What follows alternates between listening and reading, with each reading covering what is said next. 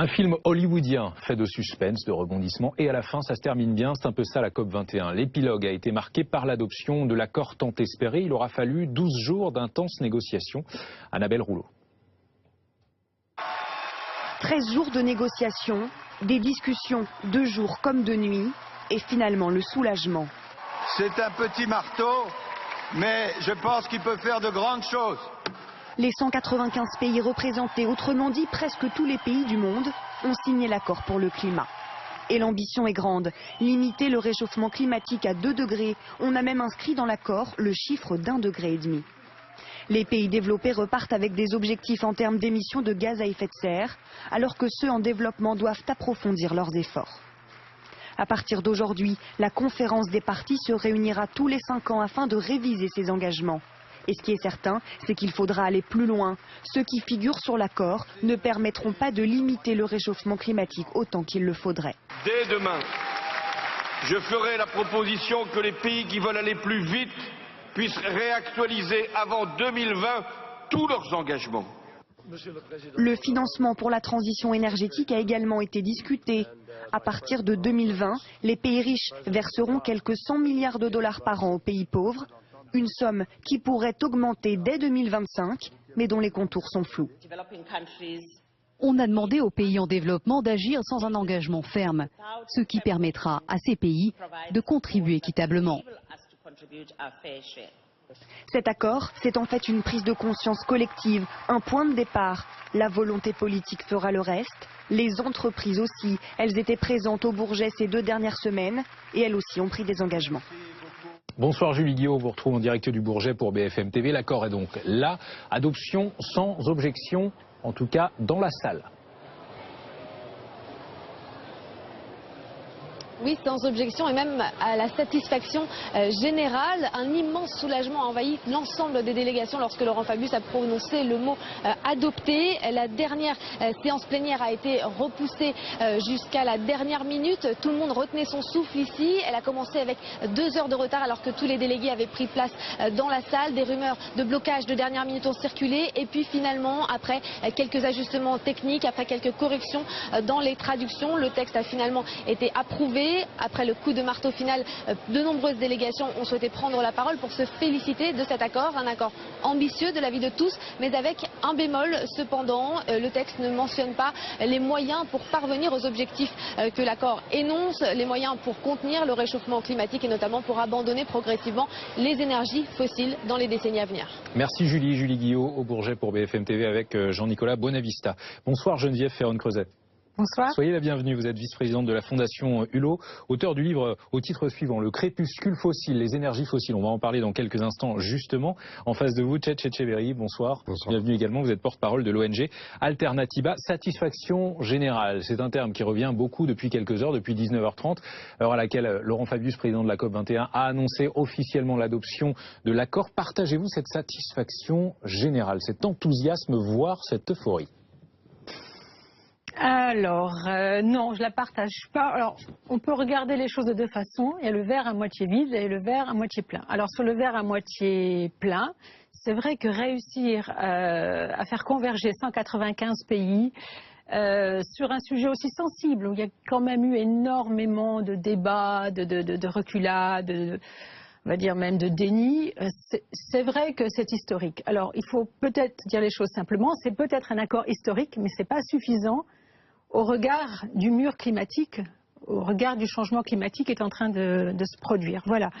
Donc le verre à moitié vide, c'est simplement que ce n'est pas assez contraignant, qu'on ne sait pas exactement qui va faire des efforts, dans quelle proportion, et surtout comment tout cela va-t-il être financé et quelle va être la convergence des milieux économiques, industriels et financiers pour arriver à décarboner l'économie le plus rapidement possible. La question des moyens, évidemment, c'est important. On va y revenir. Tchétché Tchéverry, est-ce que vous exprimez, vous aussi, de la méfiance, d'une certaine manière, après l'adoption de l'accord ? Non, pas de la méfiance. Moi, je pense que les chefs d'État du monde viennent de signer un crime climatique. Ah, carrément. Un crime contre l'humanité. Et que la COP21 vient de trahir son mandat. Le mandat qui était fixé à la COP21 depuis 2011, depuis Durban, était de maintenir le réchauffement climatique au-dessous des 2 degrés, qui est déjà un objectif bien trop haut.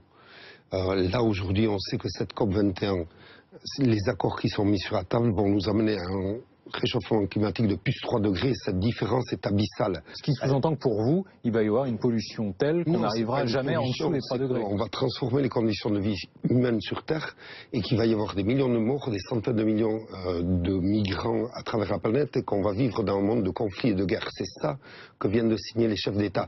Et ceux qui viennent de signer ce dépassement des 3 degrés, donc un monde de guerre, de famine, de pénurie et d'immigration massive, et ils viennent de signer ça sans possibilité de réviser ça avant 2023 au minimum. C'est-à-dire, tous les climatologues disent que si on n'agit pas de manière significative avant 2020, on n'évitera pas de franchir les seuils d'emballement irréversibles et incontrôlables du climat. C'est ça qui vient de se passer. Comment expliquez-vous dans ce cas que les pays insulaires, notamment, aient signé cet accord, eux qui sont déjà victimes de submersion?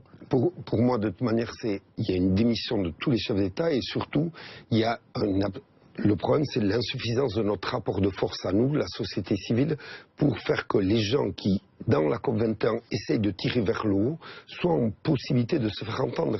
Moi, je sais qu'il y a plein de gens honnêtes, que ce soit dans les chefs d'État, que ce soit à la Fondation Nicolas Hulot, etc., qui essayent de tirer vers le haut, mais sans rapport de force.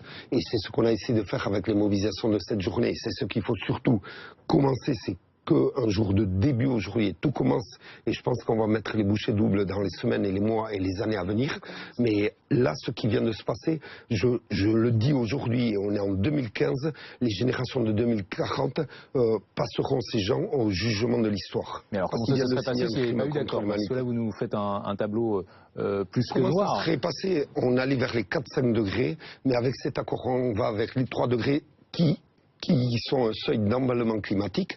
Et en plus, comme l'accord n'est pas contraignant, on n'a aucune garantie qu'on reste à 3 degrés.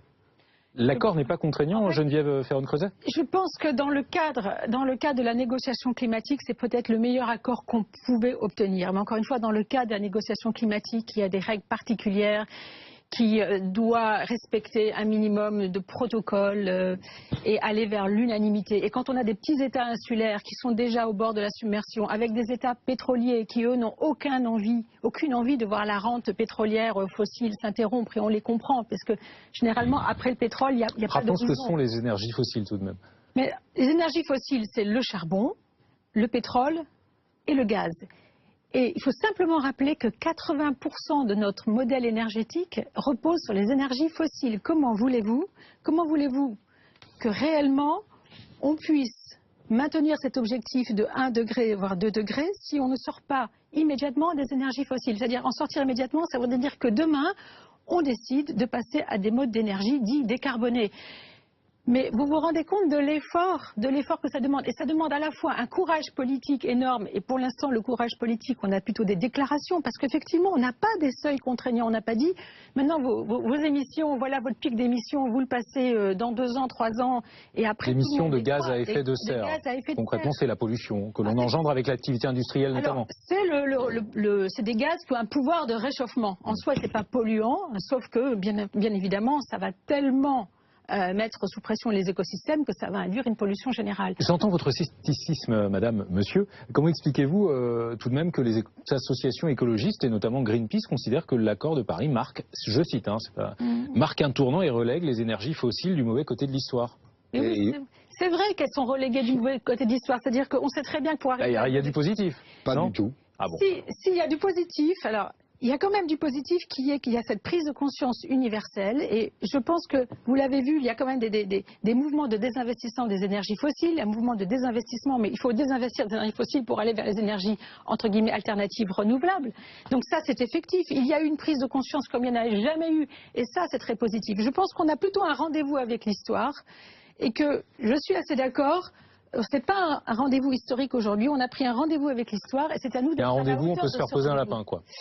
C'est-à-dire que si ce rendez-vous n'est pas honoré par peut-être du courage politique et, comme je dis, de la convergence des milieux financiers, économiques et industriels, sous la pression de la société civile et peut-être avec l'aiguillon de la justice, parce qu'il ne faudra pas oublier qu'on a de plus en plus aussi maintenant des situations dans lesquelles des associations de citoyens peuvent traduire en justice soit des entreprises, même des gouvernements comme on l'a vu aux Pays-Bas, pour non-respect. Mais même. Tchétchéberry, pardonnez-moi, mais pas un point positif à vos yeux dans cet accord. Non, mais attendez, excusez-moi, sur ce que vous venez de dire, par exemple, dans la partie sur les dommages et intérêts, ils viennent justement de retirer dans cet accord la responsabilité des États du Nord. Mais ça se fera quand Non, même. mais je suis désolé, il n'y a que des reculs. D'après moi, il y a des choses importantes qui se sont passées pendant cette COP, et notamment les engagements des villes. Il y a beaucoup de choses qui se passent dans la société civile. Mais ce n'est pas dans l'accord. Dans l'accord, je suis désolé, mais c'est la trahison du mandat de la COP. Les gens là qui sont en train de se féliciter mental l'opinion publique mondiale, ils sont en train de lui faire avaler qu'il y a un accord positif, alors que cet accord amène au chaos climatique. On a bien compris. Vous portez un badge ce soir, on lâche rien. Vous, la société civile, vous, les ONG, vous ne lâchez rien. Non, de quelle manière vous allez exprimer ce mécontentement? On a maintenu des mobilisations aujourd'hui, ce samedi 12 décembre, que le gouvernement français voulait interdire, sous prétexte de débordement ou d'attentats possibles, etc. On a prouvé justement qu'il y avait absolument rien de ça. Et en fait, c'était exactement ce qu'on disait depuis le début. C'est ce que Laurent Fabius nous avait dit en réunion directe avec lui. C'est qu'il ne voulait pas de mobilisation à la fin de cette COP pour pas qu'on puisse critiquer le contenu de cet accord. Il voulait ce satisfecit global qui endorme l'opinion publique mondiale. Moi, je ne suis pas du tout d'accord. Moi, je pense que quand on est dans la situation d'urgence climatique, de crime climatique tel qu'on est aujourd'hui, c'est-à-dire avec un accord qui vient d'entériner qu'on aille vers les plus 3 degrés, il faut dire à l'opinion publique mondiale, réveillez-vous, mobilisez-vous, désinvestissez des énergies fossiles, mobilisez-vous pour empêcher les subventions, les 650 milliards annuels de subventions publiques aux énergies fossiles. On est obligé de conclure. On est obligé de conclure. Allez-y, Geneviève Ferron-Creuset. Alors, si je conclus, pour donner quand même une toute petite note d'optimisme, on a rendez-vous avec l'histoire, vraiment. C'est un accord dans le cadre d'une conférence onusienne, c'est un accord historique, mais ce n'est pas suffisant pour maintenir le réchauffement climatique en deçà des 2 degrés, puisque toutes les contributions qui ont été présentées par les États pendant la COP 21, ces contributions, elles nous mettent sur une trajectoire au minimum de 3 degrés. Donc ça veut dire que si je suis à la lettre qui a été sortie de l'accord, dire que demain, tous les gouvernements et tous les conseils d'administration des entreprises qui sont quand même largement investis dans les énergies fossiles devraient vraiment revoir leur copie. Donc on va attendre, peut-être que ça arrivera, je doute, et ça ne va pas se passer dans la joie et dans la bonne humeur. Mais c'est un formidable défi et je pense qu'on peut être à la hauteur. Tête, antithèse, synthèse. Merci beaucoup à tous les deux d'avoir accepté l'invitation de Week-end Direct.